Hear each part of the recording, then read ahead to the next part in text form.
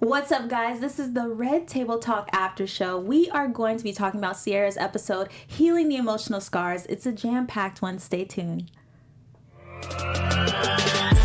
You're tuned into Black Hollywood Live, the world's first digital broadcast network devoted entirely to urban entertainment and pop culture. Tune in right now. Hey. All we need is a strobe light. Set this piece off. All we need is a strobe. Oh, look, open your eyes. Hey, there we go. Okay, thank you. Right on time. Listen. Thank you guys so much for joining us. We are the Red Table Talk After Show. It's a beautiful Monday evening, early evening.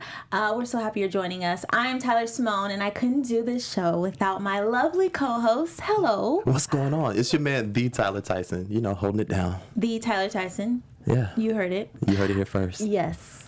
So this episode, as you guys know, you've probably seen it. It was jam-packed with a bunch of stuff. Jada was dropping knowledge. Oh, yes. I don't know about you, but I learned a lot. Did you learn anything in particular? I don't know if I learned anything, but it definitely was a great show. Ciara is one of my favorite people in the world. I love seeing her because she's absolutely beautiful. Her voice to me is soothing. And her energy right now, because she's so happy, I just want all of that to rub off and come my way. So yes. Yeah, I love seeing her. Me too. I love hearing her talk as well. And she's always been really sweet, but this is the first time we ever really got to hear her talk like that. Yeah, like that. Like in depth. So today we're going to be talking about the household you grow up in and how that can really play a part in the way you love people going, throughout your life, learning to love yourself, knowing what you want, mixed families, falling in love. We're going to talk about Russell. We got a lot to cover. And of course, we got our special segments at the end, Mr. and Mrs. Smith. And yeah. That's right. We got a lot coming up. We do. So let's jump into it. Households and the way you're raised when you're little play a really big part, it seems like. Yeah. So Ciara said that she grew up with both her mom and her dad together in one household. And because of that, she got a chance to see how her mom is loved by a man. And growing up, I feel like you really do start to notice how people are different depending on their parents and what they saw. How do you feel about it? No, that's 100% accurate. But the thing is that I just realized in this moment, as I've grown up and dating, and I never ask, like, oh, are your parents still together? Like, that's never, like, come up in the conversation, like, at the beginning. You know what I mean? Like, maybe down the line you find out whether or not parents are still together. But listening to Ciara, it sounds like one of those things as you're making your checklist and you're trying to figure out if this person's going to be a good fit for you, that should be one of, like, the first 10 questions you ask. I think so. And that's crazy you say that, because that's one of my first questions. Really? Yes. Now, was that always, or did that come, like where did that come from? I think it was just something I learned over time, and I didn't ask it in the beginning, and then these boyfriends that I would have, something was wrong with them, and then I started to realize, they don't have a good relationship with their dad, or like their mom's relationship is off. So that's when I started to ask, and it helped me out because right away I weeded out, not to say that anybody who doesn't have a good relationship with them right away is, not a good person or anything, but it helps. The thing is, so, I try not to insert myself into these discussions because, as I said in the last show, I'm not sure how much I want y'all to know about me, but looking at myself in this situation, I did not grow up in a household where my parents were together. Yeah. I grew up being raised by my dad and my grandmother. Actually don't know my mother at all. And so I've seen my dad date.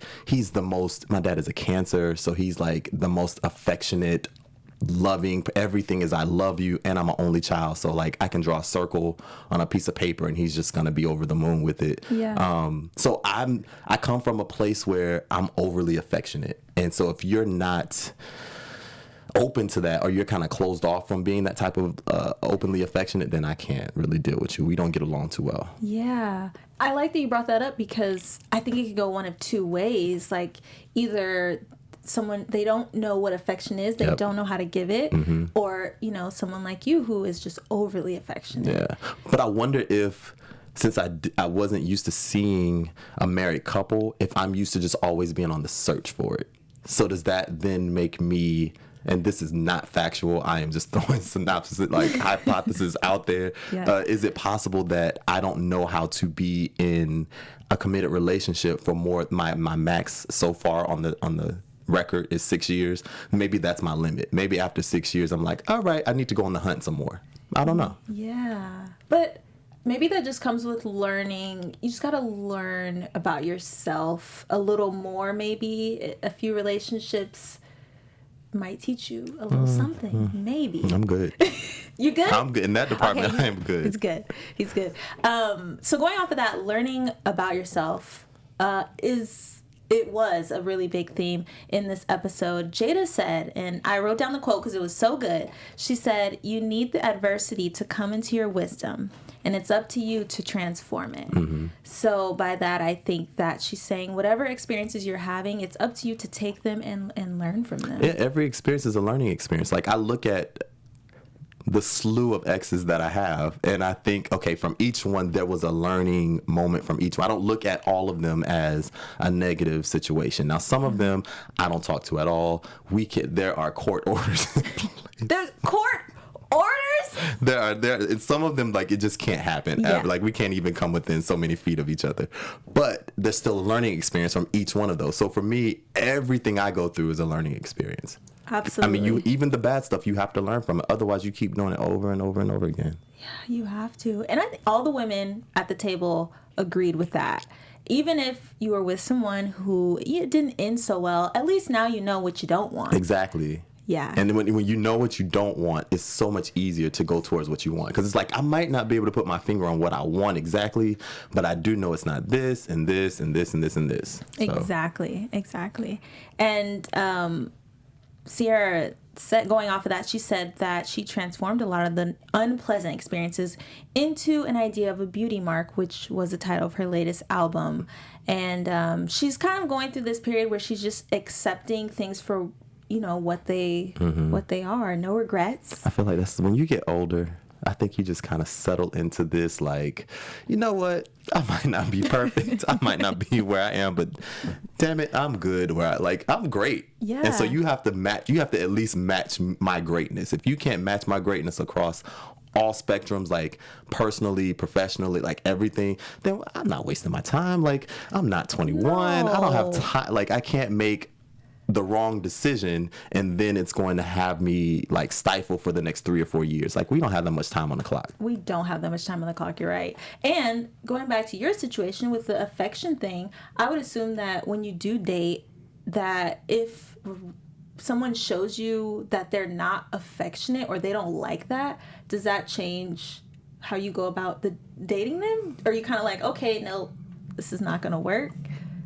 So where I am is that I automatically, I've said this on other shows. You can look us up on AfterBuzz and Black Hollywood Live. Yeah. But I've said this on other shows where I feel like, especially guys, like, we know after like 3 months max, it probably doesn't even take 3. We know where this is going. We know exactly what category we're going to put this relationship in. If this is just going to be like a drive-through, and y'all know what that means, then that's what it is, and it's never going to move from that. Or if I know that this could potentially be the one, then this is the category. Like, we just know. And so for me, that's kind of more so where things lie. So it's like, if you aren't the most affectionate, I don't automatically like write you off. There's a laundry list of things, and that's just one more check. Too many checks, and you're automatically going to be put on a separate list. Yeah. So that's kind of how I deal. Okay. Makes sense. I don't like rules and regulations. I don't like cutting people off completely. Like, I kind of like to leave a little wiggle room. Yeah. Okay.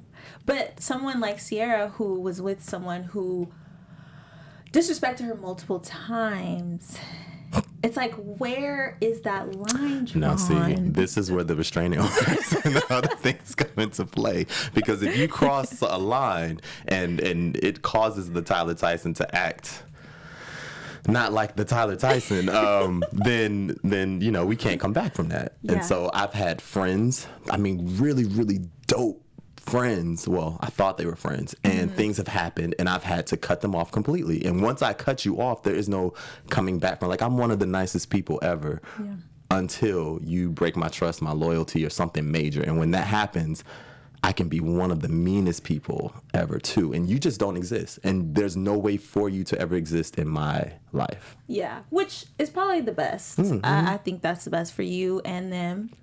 It's like there definitely has to be a line drawn. There's boundaries. You have to have your limits. Like, yeah, that's why I always in relationships. I always say there's like, there are your things where there's no coming back from this. Like if a guy I'm sorry if I ever tell your business on the show. One of my friends is in the audience in the studio. If I ever tell your business on the show, I apologize. I will not use your name. But I do have, and it's not you, but I do have a friend whose husband has told her, I was not attracted to you. I'm still not attracted to you. I never have been. Like, when you say that type of thing to me, there's no coming back from this. I don't care how long we've been married. I don't care what commitments we have. I don't care. Certain things we can't come back from. Yeah. So I feel like everyone has to have that line. And you have to be crystal clear with yourself to know what that line is and just be like, okay, this is my line. Yeah. So no matter how much I'm head over heels in love with Tyler, she crossed that line. So, yeah, we can't do this no more. Yeah, I agree with that. So I would say that who you are by yourself is really important. And in order to know the line, you have to know yourself, of course. And I think that comes with time and being alone, which I think a lot of people are afraid to be alone. They're afraid to be alone. And I don't understand that. I don't either. I love being alone. Are you an only child? No. I have a brother. You want just one other sibling? 2 brothers, actually. Okay. Are you the oldest? I am the oldest. Okay. Do you like being alone? Sometimes. Okay. Yeah. You know what? I like being alone when I'm not. I don't think she's Mike, so she might not be able. They might not be able to hear you, but In a relationship. yeah. Well, she said, Kia said she doesn't like being alone, really, but I love it. I love it too. It's my thing. I'm an only child. Like, you had to be alone. I list everything in my, like, maybe this is why I'm in Hollywood, but like everything this phone has a story, this cup has a story. Like my imagination works in a way where everything has a story. Yeah. So when I'm alone, I'm able to tap into not just me and what I like and all of that, but I can tap into other stuff. Yes. And be a little bit more creative. Yeah. Because when you learn to be alone, I feel like anybody who comes into your life is an addition. Yeah. Like they don't become your world, because if that doesn't work and you lose your world, that's when people lose themselves. Yeah. And Ciara she touched did on say that. she felt like she was going to lose herself. Yeah, and that was one of her biggest fears, which I can see being a fear. But I think when you like fall in love and you kind of go head over heels, don't you kind of lose yourself when you go head over heels in love? Not if you were okay by yourself first. I think, in my opinion. Because in my mind, there have been times, make this sound like it was a long time ago. There have been times when I have been like head over, maybe it was head over lust. Maybe, I don't know if it was love or not, but head over something. Yeah. And I was definitely acting out of character. I wasn't my normal intuitive self. I was ignoring my gut, like all of those things, but I was just so into this situation. Yeah. Maybe that's what happened with them. Maybe. Possibly. I don't know. Because there's 2 different people, Future and Russell Wilson. 2 different men. But she also said she was at a different time in her life. Like, they were both, I mean, listen, you see why, I could easily see why they would be together. They're both in music. They both seem to come from like the Atlanta or slightly hood background, even though Ciara definitely made it clear that she kind of like comes from a 2-family home and went to certain schools or whatever, but they still just have that background. And I could easily see this being like something that just happened. Yeah, I could see that too. I could also see her not necessarily knowing her worth and what she should and shouldn't tolerate at that time. And it just took her longer. And she did say that having Future changed that too for her. Having him taught her how to love better and what to look for, and now she's looking for someone for her and him. So having the baby really changed a lot for Have you her. ever dated anyone that had kids? Never. Have you ever dated anyone that had kids? That's a yes.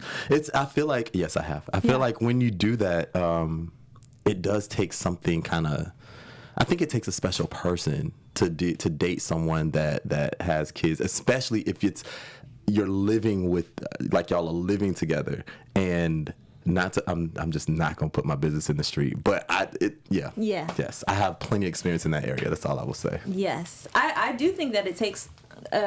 You have to be not at a certain point of your life, but you have to just have. You have to be secure because it's like you're coming into the situation knowing that whoever you're dating, their priority isn't you, it's this child. And so some people look at it as, well, you're never number one, you're always like number two. When that's not the case. Like you can't, it's like comparing apples and oranges. They just don't compare. But in all honesty, this individual does have to look out for this child. And you walk into that already knowing it. So it's like you have to check yourself at the door. Be brutally honest with yourself. Is this something I can handle? If not, it's okay. But be honest with yourself and just say, yeah, you know what? I kind of just need to be the only, like, if there are going to be kids, they need to be our kids. Like, you just have to be honest. Yeah, true. And it helps if you really do love that person because, and she talked about this too, he loves her so much, he couldn't not love Future as well. And you can't, when you are dating someone with kids, you can't just love them and not love the kid as well. It's just not going to work. It's not possible. But you've seen, I mean, there are enough shows. I'm sure there's an after show for Yamla Fix My Life and everything else where there are situations where people date someone that absolutely can't stand their child and they're only putting up with the child to date that individual because they're in lust or whatever it is that they're in. It's a bad situation. That's really bad. Yeah. Going off of that, mixed families. How do you feel about mixed families?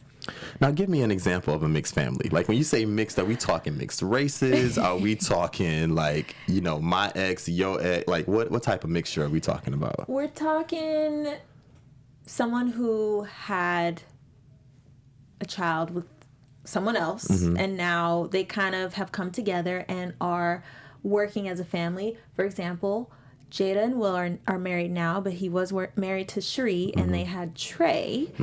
And she touched on it a little bit in the episode and how hard it can be. It took time for them to get to this point. And Ciara agreed, it takes time. So. Are you gonna put your business out there again? I'm not. I'm walking away from that topic altogether.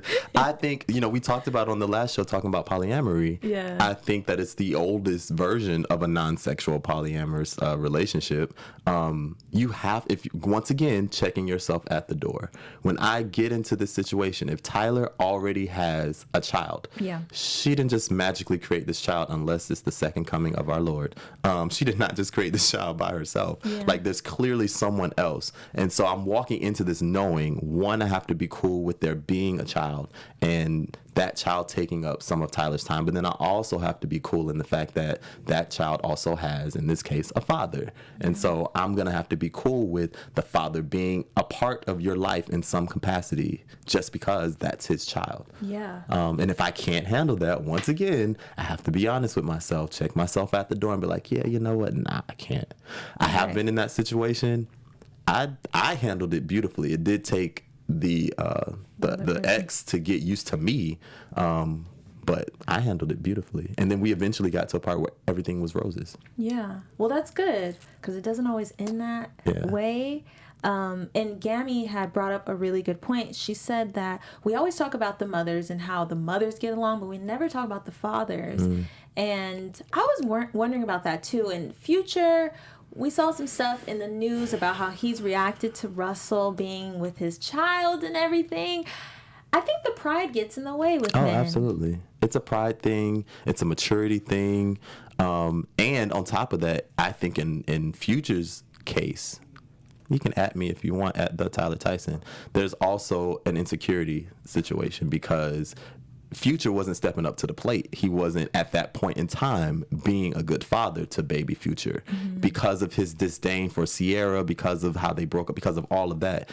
The way the media portrayed it, it looked like he was neglecting his child. And so now, not only are you losing the girl, you're kind of losing your child a little bit, but then here's this guy that's stepping up to the plate and doing everything with your son that you were supposed to do. Yes. But, hey. But you have to be honest with yourself. So if I were Future, I would come into this situation like, you know what, at that time when baby Future came, I wasn't mature enough. That's my bad. Yeah. But you know what, like, big ups to you.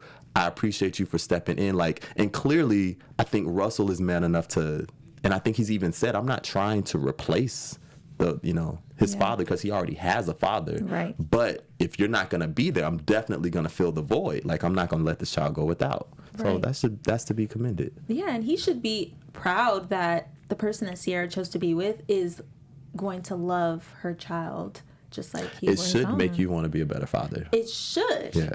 Make you want to be. Yeah. And I'm it should. assuming that he is. I'm assuming Future's an amazing dad. I sure hope so. But I don't know. I really don't know.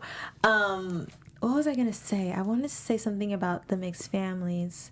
We'll get back to that. So I also want to talk about knowing what you want and taste being different as you grow up and you learn. Can you say that what you liked Absolutely. 5 years is different? Maybe not 5 years, but I will give you. So, I went to like a mixed high school, but in all honesty, it was a white high school. And then I ended up going to a HBCU for college, and then things have changed from there. Yeah. So I can honestly say from high school all the way till probably till I graduated from college, I had a specific taste. And that taste was the typical, especially coming from the South, it was the typical of a black man, their taste. Light skin, long hair. If you weren't light skin, you just had to be lighter than me, long hair, all of it. That is so not my taste of today. It's like now it's everything. It's actually not so much if you are light skinned with long hair, you're probably the last thing I look at. Interesting. It's like you're no longer the first, it's now the last. Like, because to me, I've already preconceived, and this is definitely a flaw. I've prejudged you. I automatically feel like I know who you are before I even meet you, which isn't fair, but it's the truth based on my history of dating that type of individual. Yeah. My taste has always been the same. Always. Never changed. Never changed. Ever since I was a little girl, I wanted a chocolate man. And Well, listen, I can tell you, the chocolate never does you wrong. Well, let me not say that, but chocolate is good for your soul. They say the dark chocolate is actually has antioxidants and is it helps you from aging and everything. see, that's what we need. That's Chocolate what we saves need. the world. Everybody loves chocolate. Everybody Everyone. loves chocolate. We're undeniable. Even people that are allergic to chocolate still love chocolate. They love it. They crave it at some point. Get you some chocolate. I can also say that my taste in just substance is different. Before I wanted them to be funny and make me, obviously funny, make me laugh, to be good company, to get along with my family. But now I need them to be able to be supportive. I need them to be emotionally available. I need them to be able to be open and honest. I think that's more so what she was talking about as far as taste. Probably appearance too, because I think You have to. Yeah. It's a must. It's a must. We talked about on the last show with social media, if I'm not physically attracted to you, this is not going to work. Yeah. So that has to be. But I feel you, now, instead of it just being instead of it being probably 70% about looks, now it's especially in LA, there's a pretty face on every corner. You can find 10,000 Tyler Tysons just around the block. I love how you use yourself. I'm being real.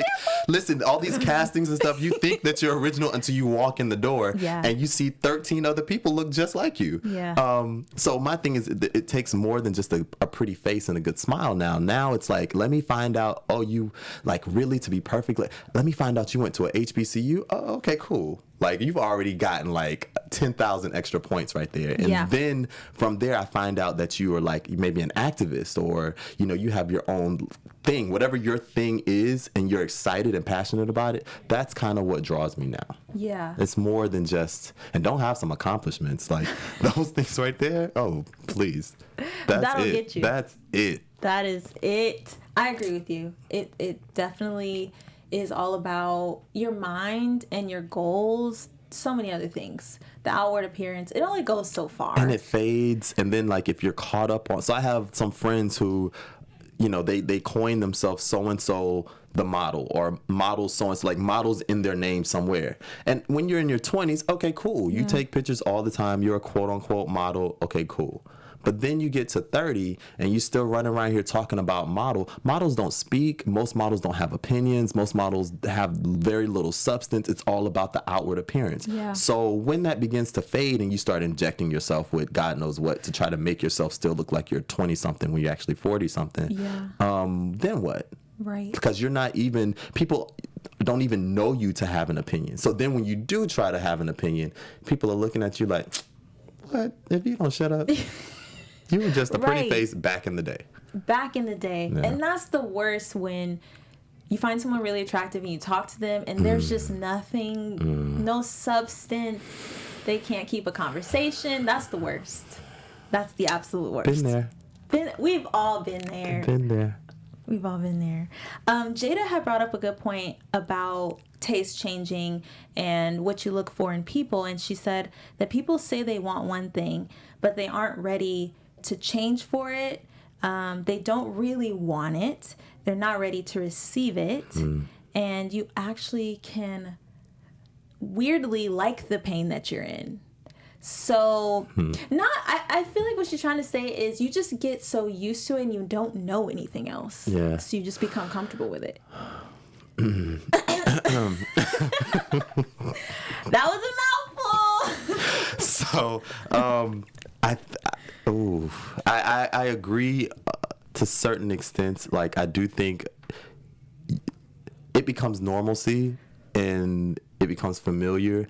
And I think even if you are aware that this situation is not good for me in this moment, because we like routine. Yeah. So if I'm used to like getting into arguments with you and it being kind of fiery and I get used to that, that then becomes my norm. And I don't know how to walk away from it. Even if I've been exposed to something better, it's like, oh, I think I should be going over here, but for some reason I'm still drawn over here. Yeah. But that's why I say being honest with yourself isn't easy. No. But this is another one of those, you have to be honest with yourself. You have to realize that, this just is not good. Yeah. Because who was that? Ciara, she said on the show, that when she started dating Russell, there was this sense of calmness that she didn't even know she needed, and like didn't know it existed, and two, didn't know that she needed. And that's how she really realized, oh, this thing over here was stupid. Like, it was just nonstop chaotic mess. And this is just a sense of calm. And I think when you have, and I think that was beautifully explained. And I think that once you are exposed to that, it's really hard then to ignore it, because that calm is so real and it's so peaceful, and it's just like, oh, my life can just be like Barack and Michelle. Oh, okay, cool. Let me go this way. Yeah. And those guys like Russell Wilson, they've always been around. They're always going to be around.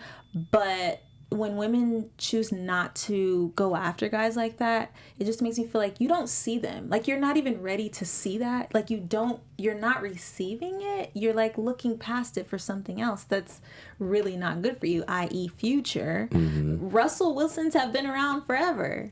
So, but I think it's true that, especially when you're young, no one wants the good guy, because the good guy is quote unquote, there's no challenge. It's not exciting. When you're 20, you want excitement. You want fire. You want danger and all. Once again, when that clock starts ticking and you start reaching that 30 mark, you're like, you know what? I've had enough fun and adventure. Let me try to find something real. Yeah, exactly.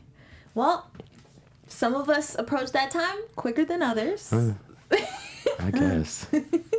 Okay, let's jump into Mr. and Mrs. Smith. So for you guys who don't know what this segment is, we basically are going to inform you on all of the news about the Smith family. Yes, come on. This is Tyler Tyson with your Mr. and Mrs. Smith update. So first off, Willow, so she just dropped a CD, well, not CD, but an album over the weekend. And so she's been everywhere. I think she was in Oakland not too long ago performing. So I went through her Instagram. She has pictures up there. I think there's even a video of her singing. I think it's the next. Is it that one? It's that one. Listen to this. This is her actually like singing. I haven't heard her sing in forever. Me neither.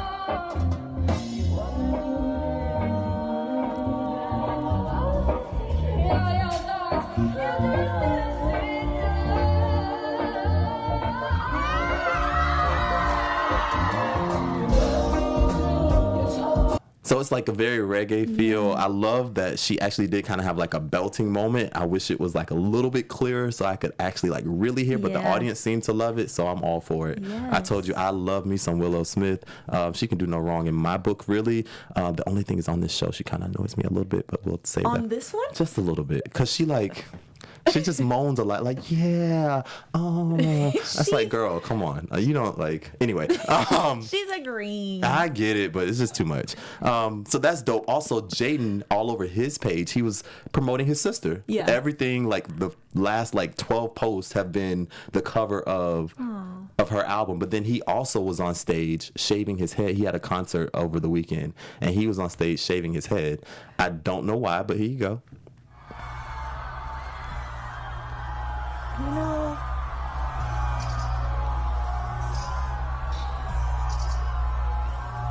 Finish right to the stage. oh, and there he is. You know, I expect nothing less. I told you, one day, I know he is a gazillion years younger than me. I hope to aspire to be like Jaden Smith one day. Like, he gives zero, you know what? It's like, he's just on it, and I love that. Me too. I respect anybody who can be themselves 100%. I love me some Jaden. Yes. And so Jada, she on her page, so you know there was a mass shooting over the weekend in El Paso and in Dayton, Ohio. They were less than 24 hours apart. And as a result of all of that, she put up a post talking about rage and how we kind of have to learn to channel our rage into other outlets and how your rage can make you act out of yourself and how she has worked over the years to challenge her rage. And I think the video is probably a full minute, so I'm not gonna like make y'all listen to the whole thing, but maybe we can just play a little bit of it just so y'all can hear a little bit of what she had to say. As of late, I've been unpacking my rage. I've had to get really in contact with some of those deep, ugly places within and really make contact with the little rager inside. One of the most dangerous things about rage is that it justifies hurting other people as well as yourself. Yeah, like that's one of the most important things that she says in that whole video. And so I admonish everyone, you can go to her page, which is Jada Pinkett Smith on Instagram, and you watch the whole full minute clip. Yeah. And I agree with her. I think we all have been in rage. It takes a lot to get the Tyler Tyson to a point of rage, but when I'm there, I never want to hurt other people. Yeah. My thing is I just want you to understand and feel where I'm coming from in that moment. In the final video, so Will on his page, he had a lot on his page, but I found one of the most entertaining last few posts. And this was a post, it's the whole family there, seem to be on a yacht somewhere just enjoying, and he's playing chess with his oldest son, Trey. Take a look.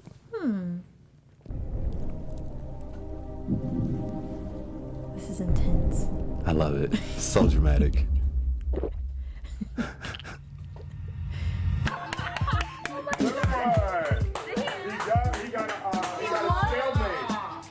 He got a stalemate. That's why you don't quit. That's why I don't quit, boy. Really good. The throwback clip, isn't it? Stalemate. Stalemate. So I love this video, and y'all can go to Will Smith's page on Instagram, which is Will Smith, and watch this whole video. It's really funny because they keep yelling throughout the whole video. I don't know much about chess. All I know is that a stalemate means that the king can't move anymore. So that's a good thing. I don't know because I don't play chess, but yeah. Me So that's your Mr. and Mrs. Smith update. Their family stays on the gram. So if you ever just need some entertainment, check out the entire Smith clan on Instagram. Yes. Or check us out every Monday at 7. Yeah, one or the other. We'll update both. you. Or both. I like that. Yeah. Okay, so before we go, let's do our Real Talk segment. Oh, yes. So, if you're new here, Real Talk is a special segment that we do at the end of every show. It's different every time, but today we're going to be talking about exes. Oh, yeah. So I noticed on the show, I don't remember who said what, but they were just talking about how you deal and interact with your ex. And that got me to thinking, I have a slew of exes. Do we still keep in contact with our exes? And most of them I do. There's only one, the one with the restraining order, that I don't. But everyone that I talk, well, not everyone, most people that I talk to, they operate on a different space where once you're an ex, that's it, never to be heard from again, lose my number, forget my family, you are blocked on all or on all social media. I'm not that guy. Yeah. Are you that girl? I'm not. I will not go out of my way to reach out to them.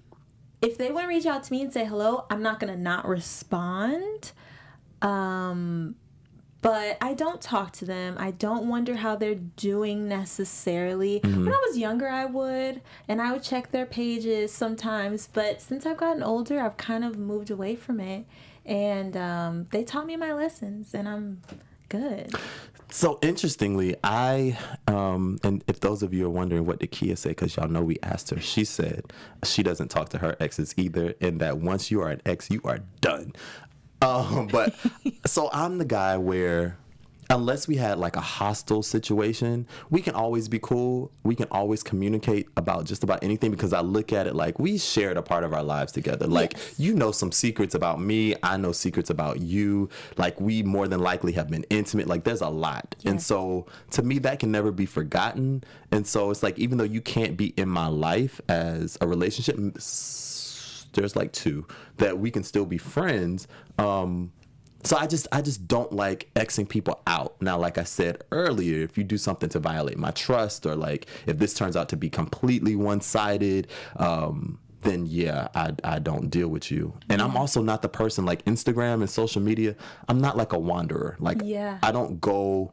Like, I don't have, and maybe this is the only child thing, I don't have the thing where I'm thinking, oh, I wonder what my ex is doing. Let me go to their page. Like, I don't have that. Yeah, that's a good thing. I don't really go to my friend's page. Like, unless something, like if I see something on my feed that intrigues me, then I go to your page. Okay. But I never just, oh, you know what, I'm not that guy. Yeah. I'm only on social media, like, I'm sorry, as a business. That's good. I feel like that's a good way to go about it. I feel like they want you to make it like super personal, but it's not. It's not. That's not healthy. I can't. Yeah, it can't be healthy to be visiting your ex's pages, wondering what they're doing. It's okay to wonder if they're doing okay and to ask, but yeah, I'm not gonna go out of my way to ask. Really, if I see them on the street, I'll say hello.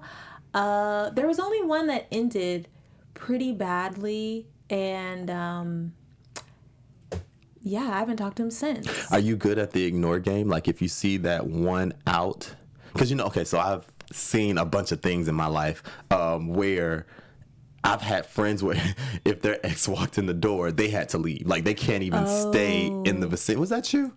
No, they can't even stay in the vicinity of that person. It's like the moment they come, we gotta go.